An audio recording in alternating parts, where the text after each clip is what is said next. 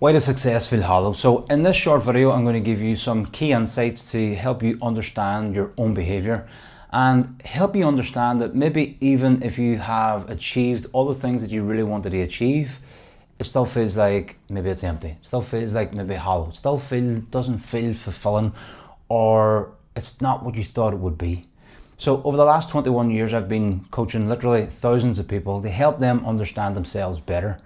And one of the key things that I learned was what I'm going to show you in this short video was understanding each person's hierarchy of values, understanding why we do the things that we do and why we often don't do the things we say we're going to do.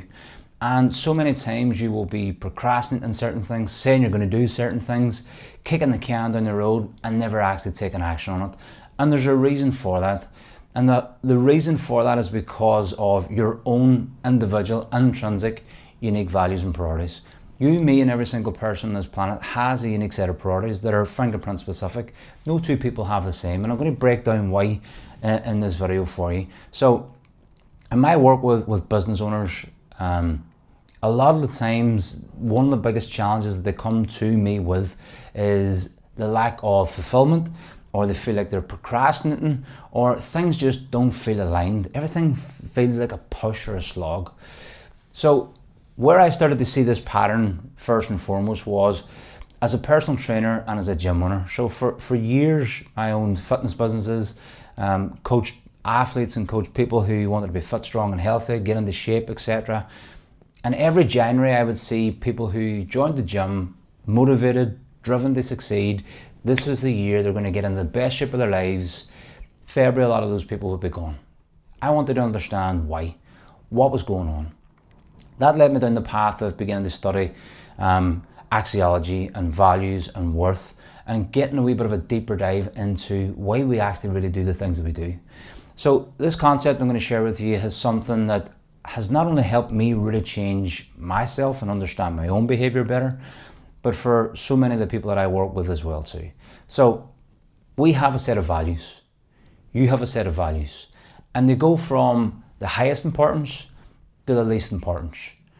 And when you're living according to the values that are really, really high importance or high in your priorities, you're going to feel more inspired. You will feel like you are expressing yourself fully. You will feel more fulfilled. It's actually a sense of freedom. A lot of the times in business or in life in general, people will feel like they're trapped. And a lot of the times when you feel like you're trapped or constrained, it's usually when you're living in somebody else's values, not your own. So when you live in your own values, you have a sense of freedom, you get to express yourself properly. You're also more energized. Like if you look at your life and your business and like what you show up to do right now, look at your energy. As I say to a lot of the guys that I coach, your energy never lies. Whenever you're doing something that you really value and prioritize, your energy will go up. You want to radiate that energy out. Whenever you're doing something that's low in your values and low in your priorities, there's a gravitational pull, your energy goes down. So your energy will always show you as well when you're actually living by priority. Success actually feels fulfilling. So when you're living according to your values, the things that are most important to you, success will feel fulfilling. It'll actually feel like you're doing the thing that you love to do, and it feels fulfilling. When you're not living according to what's most important for you and you're not getting to express yourself fully in your values, success can feel hollow. It feels empty. It was Tony Robbins that said, success without fulfillment is failure. And that's true. And what he's leaning into here is chasing some idea of what you think success is that's not really meeting your intrinsic needs. It's not really meeting the things that are most important for you. And we do this a lot of the time. So many people do this. We chase something that we think is really important, get it, and then go, was that it?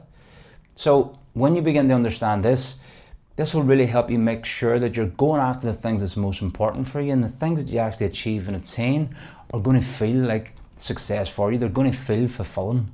And fulfillment means they fulfill your mind. You're filling full your mind of the things that you actually really value and prioritize.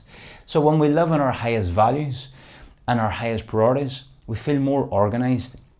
We feel successful and fulfilled. Our energy goes up. It feels free because you're getting to express yourself properly. You feel fulfilled. It's also your unique ability. It's where you get to be you. It's where you're at your most authentic self. And it's where you feel most inspired. So inspiration comes from within. Motivation comes from without. Inspiration is something that you want to bring out and express. Motivation is something that you're trying to get from somebody else to get you to do something. Now, when you live according to your highest values and your highest priorities, you can describe it. And it is what it is. And this is what David Hume, a great Scottish philosopher, talked about. He talked about the is versus the ought problem. And the ought problem is when you're living in somebody else's values. The is when you get to be you. You can describe what your life actually is. Ought is when you're prescribing, or someone else is prescribing, what your life should be. So when we start to hear all this different language as well too, it's going to give you real insights. I should be doing this, I need to be doing that, I have to be doing this, I must be doing this. That's imperative language, and that imperative language a lot of the times is the injected values of somebody else. Because when you're doing the thing that's most important, you don't use that language, you just do it. It's consistent, you spontaneously act, you want to show up and do it consistently. So in your highest values, you get to feel inspired, it's full expression of who you are, you get to express your unique ability, you feel more fulfilled, you feel free, more energized, you're more organized and prioritized in those areas. And as you start to come down in the hierarchy of values, success starts to feel unfulfilling. It doesn't feel like you're progressing no matter what it is that you achieve, no matter what it is that you do, or no matter what it is that you attain. It's not actually meeting those intrinsic needs, it's not actually feeling fulfilling. And I'll talk a wee bit more about that in a minute. When you go down the list of values, you're not as organized, you're actually more scattered. Things like a lot of the times feel like they're all over the place. You're trying to get yourself organized, but it's very, very hard to feel organized because it's not really a priority for you. Your brain a lot of the times is trying to filter out things that aren't a real priority for you to try to get you back to priority. So you feel scattered a lot of the times. You will procrastinate more and more and more in a low value. Like if you look at your own life and your business right now, where do you not procrastinate? Where do you take action? Where is it consistent? Where do you always show up? If you start to look at those things, it's going to give you a sure sign of what's really important for you. Procrastination a lot of the times happens when we're living on somebody else's values or when we don't have a clear plan or strategy. I get it. But if it was really, really important for you, you'd probably create a clear plan and you'd probably have a strategy because you'd do the work to get it. So procrastination increases when you're trying to live in somebody else's values. When you're living in your low values, your energy drops. How you know it's like not that important for you is you don't want to find the energy for it. And when you have to try and find the energy for it, it feels like a push. But when you're doing the thing that's most important, it feels like a pull. There's a flow there. So your energy will drop also. You feel trapped. You're not getting to express yourself properly. You don't feel like you're free. You feel trapped in your lowest values when you're living in somebody else's priorities. You need external motivation to get you going. So a lot of the times, what I used to see in the gym was people would come in, say they're going to get into the best shape of their lives, and they would be motivated for January because January is the thing that most people buy into as a concept. They come and get fit, strong and healthy. But then February they go back to their own priorities again. They go back to that identity again. And you will identify yourself according to your highest priority. You will identify yourself according to your highest value. And that might be as a mother, it could be as a business owner, it could be as a teacher, it could be as a coach, whatever it might be. But if you want to be fitter, stronger and healthier, and your highest values is your business or your highest values is your family, and it's lower down the scale, like health and fitness is lower down the scale, then everything becomes motivation. You're trying to motivate yourself to do it. That's why there's no such thing as transformation unless there's a transformation in values and priorities. Because you might get the initial motivation, but it drops off again until it becomes a real priority, until you bring it up the scale and make it a priority, make it a real value of yours. If you don't do that, it's going to feel like stop and start, stop and start. So you'll need extrinsic motivation to get you going. And it's what it ought to be. You live in the shoulds in your lower values. So as David Hume talked about, in the low values and low priorities, it's what your life ought to be, what you think it should be. And it's usually the injected values of somebody else. It's usually injected values of society or a boss or whatever it might be. So you go from the highest to the lowest. If I go and look at my own life I don't need motivation to do these things. I don't need motivation to coach. I don't need motivation to get up and go to the gym. I don't need motivation for my business. I don't need motivation in those areas.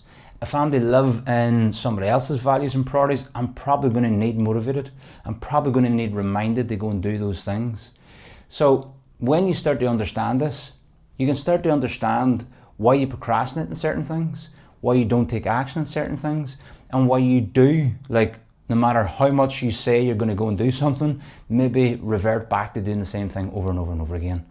And the reason that a lot of the times, as I talked about, success can feel empty, because we've all been through we've all been through life in a completely different way. We've all had a different set of experiences. We've all had different challenges.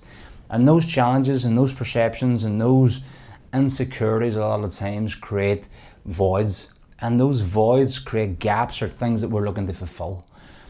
And because you've been through a different life, and because I've been through a different life, and we've all had different experiences, we all have individual perceptions of what it is that we're looking to fulfill. And that's why every single person's values are different. Like, there might be similarities, but why you're doing something in business could be completely different to why another person is doing something in business.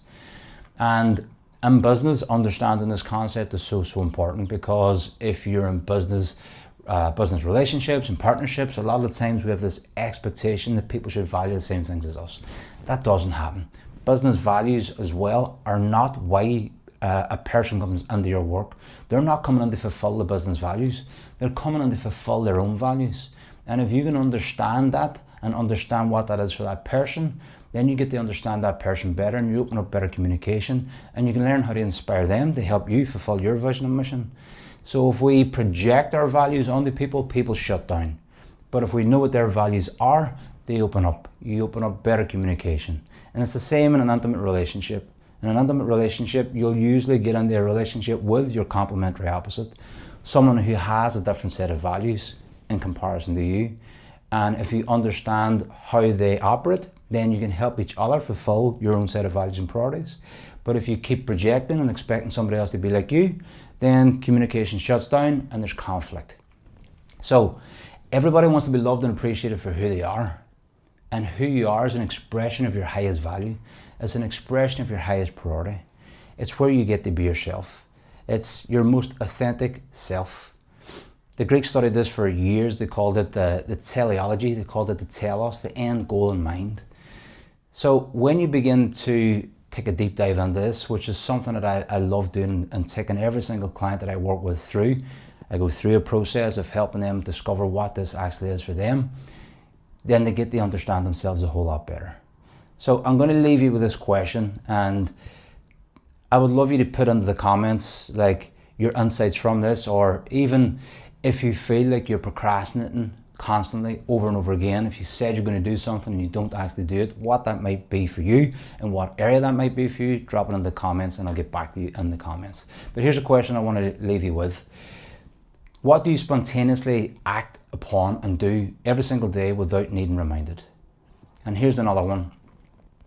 What would you fight tooth and nail for if somebody tried to take it from you? That will really show you where your priorities and real values actually are. Because if it's really, really important for you, you'll pursue the pains and the pleasures in its pursuit. If it's not a real value, you'll get yourself out when it starts to become challenging. Okay guys, see you in the next one.